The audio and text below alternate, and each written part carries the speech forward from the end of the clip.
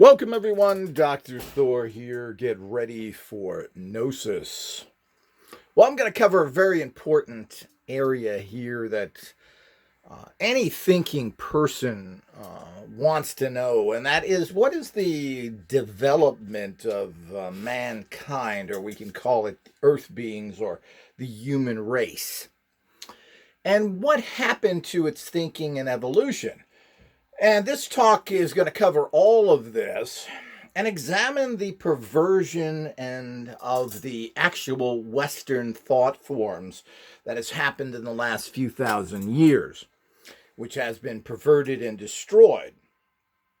It's very important to understand that and how this evolved. Well, where did all these beliefs and thoughts come from? What is the society ran by?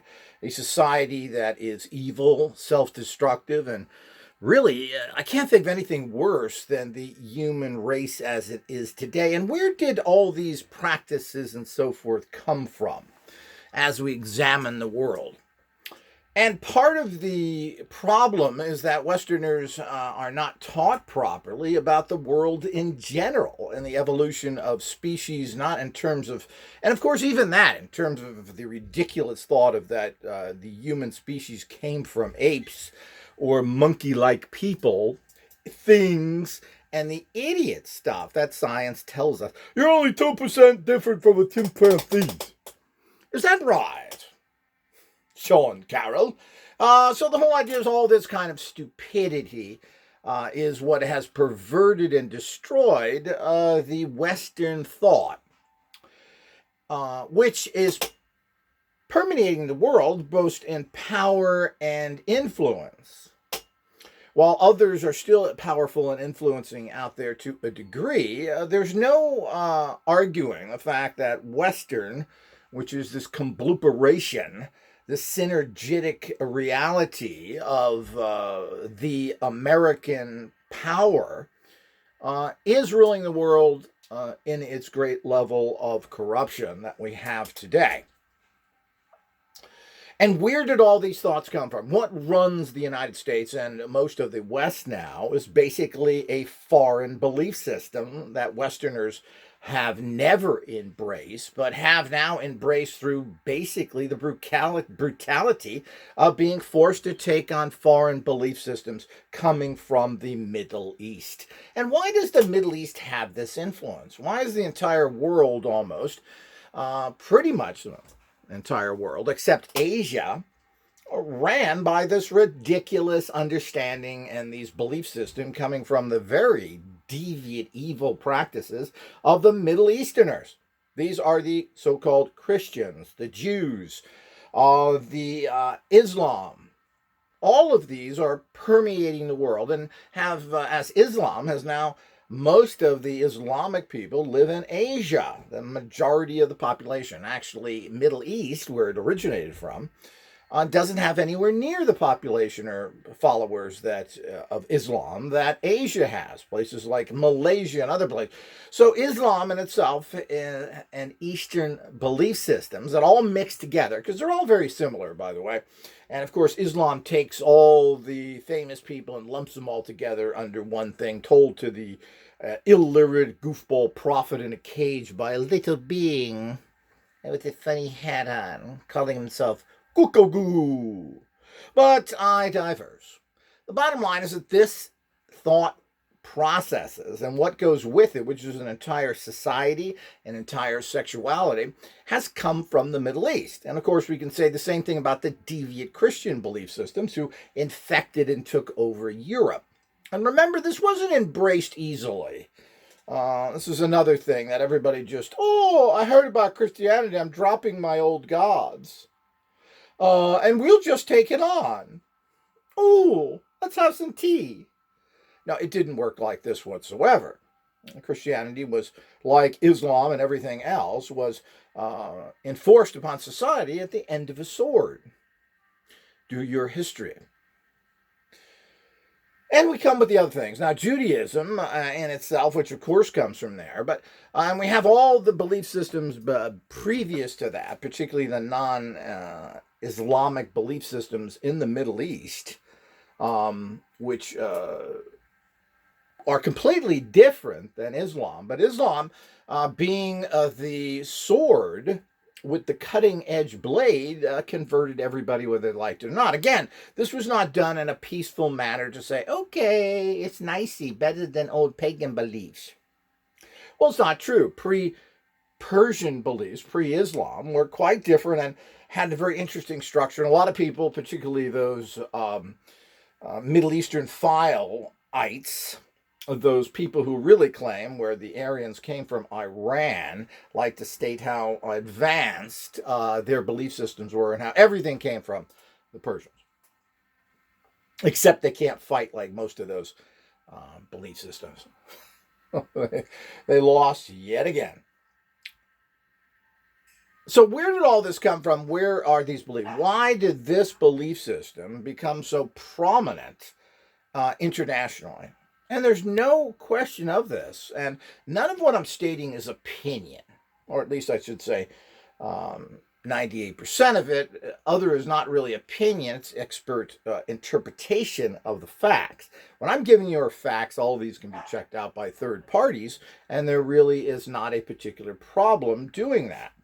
Nobody's going to read. Nobody's going to find out. If you ask the average American about Islam, they'll know absolutely nothing. Who was Muhammad? How did that happen? How did that religion come to be?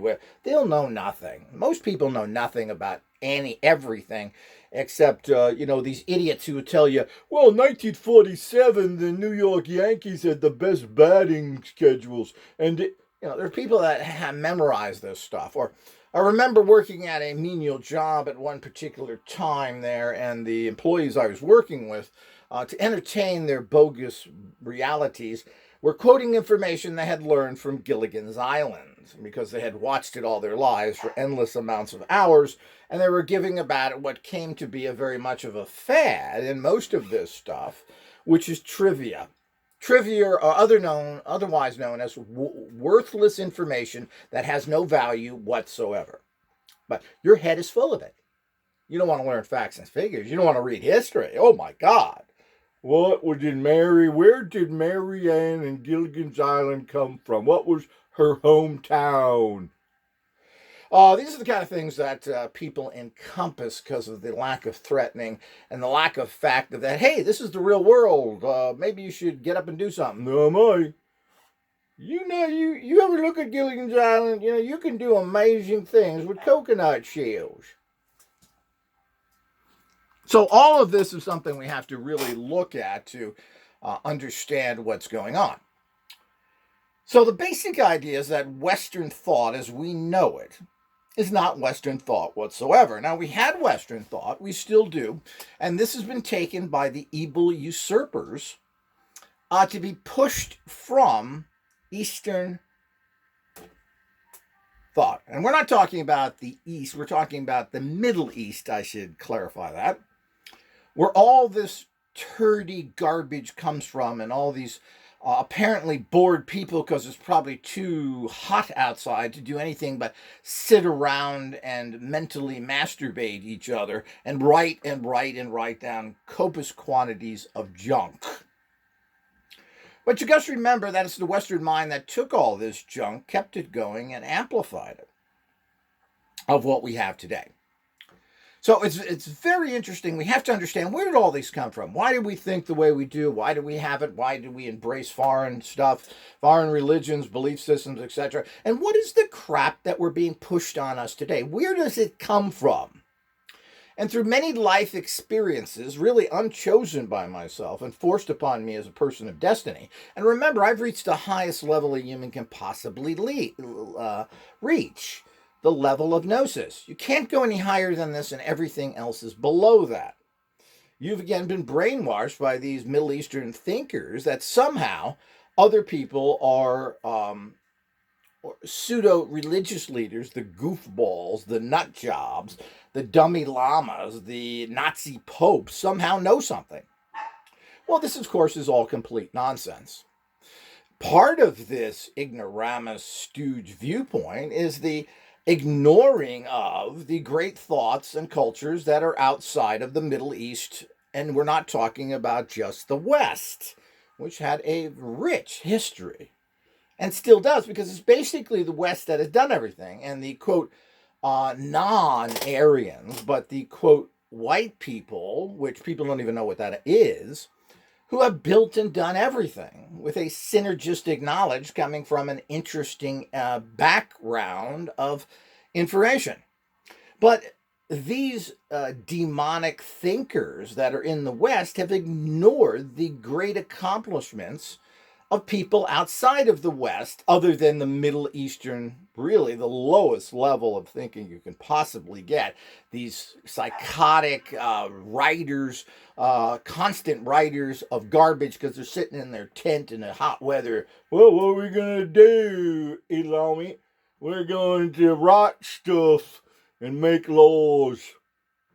You got to remember that nothing is, every society has a certain amount to contribute, but the most decadent societies, like Polynesian societies and Middle Eastern societies, have just put together a bunch of decadent nonsense, pretty much channeled through and been given to them by evil people and thought processes. And part of this is the fact that these writers have ignored the fact of what is available and has come to them through very advanced sources, and which particularly is the Asians and the Chinese, and the most, because of the lack of information from them, because of the destruction of the evil minds that did that, the Western evil minds that destroyed the Latin America, the North America great societies, and what they had written there, again, coming from the Middle Eastern evil tradition. So they've ignored everything coming from these very great societies that we know nothing about. The Oltecs, the Aztecs, the Mayans, etc. All we know about, it killed a lot of people in human sacrifices. That's what we know. And of course, we're going to ignore the people who invented, in modern society, who invented most everything, which is the Chinese, from the printing press to everything else, to having a language that is very similar to English, meaning they have a pictograph that signifies a particular meaning, just like English words. The word means something. It's not a combination of garbage that we get from your typical European and other languages, which have very limited vocabulary and the meanings are based in society structures. There isn't a word that means something. You put a whole bunch of words together that really are meaningless, but you interpret it based on your society. Another problem of world communication. So, and of course, the West, the corrupt West, who believe in the actual belief systems of the Middle East, have made sure they've kept that evil negative process going through their belief systems, which come directly from Middle Eastern thinking, because that's where the West has ended up with. And that includes all the Middle East. I don't think anybody can argue that Christianity and the Jesus figure, and of course, it's not really a proper statement of Christianity. Christ consciousness, certainly Jesus never reached. If anybody had any information, Jesus was being taught by John the Baptist, which is why great thinkers like the Knights Templars and everything else rejected Jesus and worshiped John the Baptist. After all, he was the teacher of Jesus, the little rabbi dude who did nothing. Of course, that fantasy story is just that. The comic book realities of these things is unbelievable. So what these thinkers did was, of course, ignore all the great accomplishments that came from other societies, particularly the North America, which may have had the most advanced societies, not may have, did have the most advanced societies, that go back to times when you can't find anything from them anymore. You know, when you're going back 20, 30, 50,000 years, not much is left, particularly on the Earth's surface. And whatever is left can't be interpreted by the ignoramus fools that are following Middle Eastern belief systems. And what's amusing is that the Middle Eastern belief systems that some particularly so-called racists follow don't understand that the traditions they're following are Middle East traditions to begin with. How ironic is that? We'll get into all that stuff. So where does everything we do come from at this particular time, and who's following it, and who is the dominant people out there? Well, I mean, again, unequivocally, we can really boil this down. And that's why the world is in such horrible shape it is today, particularly the people that were in charge and the people that are in charge now. But almost where did everything come from? Did it pop up? Where can we trace it back? Where does it all come from? And again, the Chinese who were destroyed by the infected Middle East thinking that invaded their country, as well as the bordering people like the Mongols and everything else. But of course, when the modern Chinese history, and that's a country that's been raped for several hundred years, particularly by all Westerners who had military forces in there stealing and raping and robbing, and particularly the British who invaded there and then fed them a whole bunch of drugs to make them addicted so they couldn't fight too well. But who were the British? Well, the Middle Eastern thinkers, the Church of England, or the Church of Jesus, the Jew boy? And where do Jews come from? The Middle East. Now, the ironic problem is that the fact is while the Jewish race is very brilliant and people I've always enjoyed, like everybody else, they're all corrupted by this horrible system and belief thinking. I mean, most quote Jewish people don't follow any religion because it's so silly to anybody who's intelligent to follow any of these comic book religions. So we have all this going on of where did everybody come from? Where were the great societies? Well, the great societies, which we have to go pre all of this nonsense, going back 50,000, 100,000 years. And of course, man, the individual species that he is, the Homo sapiens, as we call him, or man in general, go back 5-10 million years. It's been proven by archaeological digs. They found these type, and it doesn't go back to other species and to monkeys, which are completely different. So mankind, Homo sapiens, if we want to call them that, but of course we fall into the terminology done by the idiot science people again. But man, as we know them today and as connected, is connected as a particular individual species that goes back millions of years. You are not connected to a monkey. This is just absurd.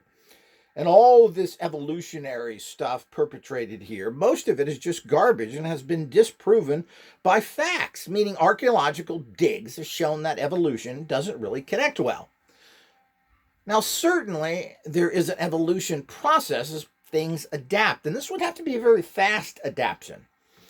If you're in an environment that you need to breathe less oxygen or more oxygen, well, we're going to wait 2,000 years to adapt that. Really? Are you living 2,000 years?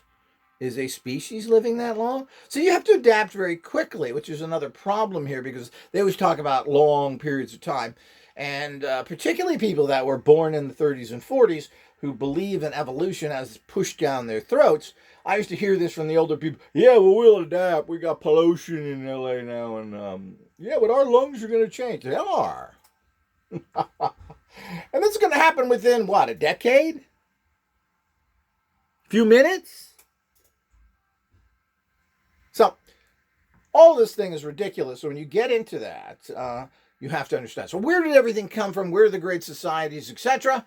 And of course, this is part one. We will be moving into part two here, which I'll be starting in a few moments here. But the great societies seem to have started, and because it hasn't been researched well enough in North America and have went down into Central and South America.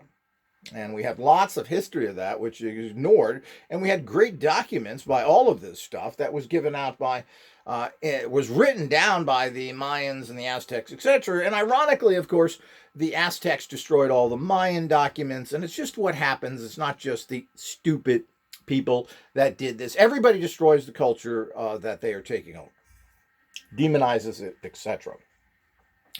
But there's great information there that is still available if it was researched. But people are looking at it as these primitive, stupid people who just actually murdered tens of millions of their own people.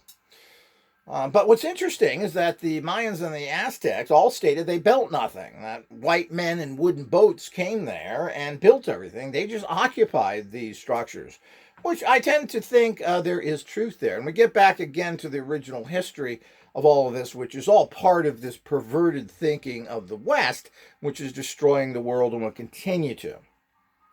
So definitely the great societies came up from there. And who were these people and that white men in wooden boats? And again, you got to remember white men were probably not white as we think of them. They're probably more Greek looking or etc. So, but the bottom line is the great information that we have today comes from these old societies. I call them the Stone Builder Society because they built all these stone monuments and nobody really knows where they come from. Just like Stonehenge doesn't go back to the Druids. It was thousands and thousands of years that these monuments were built, way before the people that occupied and used them were there, just as the same story with the Aztecs and Mayans. So there is the great societies, and again, a terminology which is incorrect, but is something people understand, is you could call these people the Atlanteans. I prefer the stone builders because Atlantis, as documented and talked about by Plato, was just a society that was known of or passed down in legend.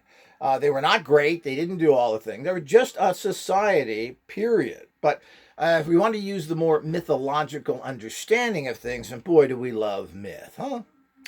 We'll call them the Atlantean. These are the stone builder societies that built everything around the world, and it was a particular priesthood that traveled this planet on wooden boats that went around with their priesthood and taught everybody everything. Because the societies in actually the Aztecs and Mayans and all those structures and all those pyramids are almost identical to the ones you find in Egypt. And it was proven that you could sail by Thor Heyerdahl, who built a reed Egyptian boat and sailed it from Egypt all the way down to South America without incident. The Egyptians had cocaine in their pyramids. How did that happen, Dr. Thor? It's called boat travel or ancient FedEx. So the whole idea is that this is what happened, so it's obvious. And there was a lot more communication and travel than people think in ancient times. One of the problems is keeping stuff even to this day. We're losing billions of bytes of information every day. Trillions. Books are gone. Media is gone. We now don't even have any hard DVDs or CVDs. It's all going to the mythical cloud. And like everything in a cloud, it kind of dissipates. Who's going to save this when the electricity goes out? And they can't cool down these millions of processors they have, which require tons of water. Where's all that info going to go? In the toilet. So what do we have? We have basically records that have been carved into stones that basically don't disappear and take millions of years to even basically decay. So this is apparent. So we know nothing about that. All that was destroyed by the Middle Eastern mind who went and destroyed the Aztecs and everything else, and we'll cover all that. So we have none. And nobody wants to look there. Oh, nothing there is interesting. Yeah, because it's gone now. As the society will be. And maybe it's good that everything is wiped off from this turd society we live in. Now, certain things have been preserved, but certain things are not being preserved. And again, it has all sorts of things. Obviously, the Chinese culture has invented in more modern-y times, pretty much everything. The people that we can track back pretty much everything to were the people who were mostly influenced by these stone building cultures, which of course are the Egyptians. You can track everything back to Egypt, basically. It's near impossible not to end up wherever you start in the West to end up in Egypt. Basically, and we'll get into that fact of what Egypt is and everything else and so forth, but they were highly connected to the stone builder cultures. But it's not only Egypt, that entire area was influenced by the stone builder cultures. And here we get back into the problem with the perversion and the Middle Eastern thinking. But certainly the Egyptians weren't perverted by that. They used it and built interesting but very bizarre societies built on basically incest. They are all kind of weirdos and freaks that had incense. They kept the royal going. They had all this tech, and They really just were worried about living longer. Kind of like the rich people of today. It's amazing how nothing ever changed. What do rich people really want to do? I want to live longer, Dr. Thor. I have lots of money. I have a great life. I don't want to die at 75 or 80. I want to live to 150. And that's what they're all putting their money into. So when we have all this stuff, we have to fully understand the reality of that, of where things came from. Now, who intermixed with the, quote, modern Egyptians? Now, the older the Egyptian society became, the later dynasties coming up to more modern time, their technology went down. They were unable to do lots of things they did in the past. But who was involved in Egypt to understand this North African Mediterranean culture? They are not African and never were. Now, I believe that there probably were great societies in Africa, again, probably going back 50,000 years that we have no traces of. And because their societies really didn't pick up in education and writing or anything else, and they didn't carve stuff, we have very little from them. They're natural resources.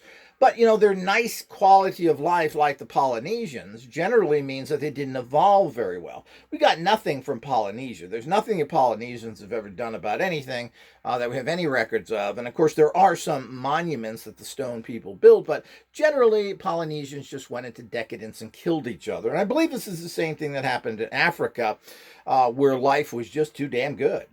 Lots of fruit, lots of water. Hey, let's make laws. So, of course, that's what the Polynesians did.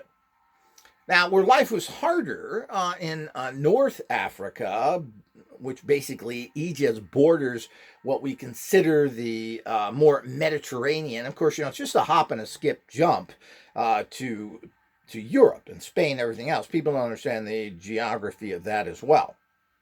But and Cleopatra was actually a Greek.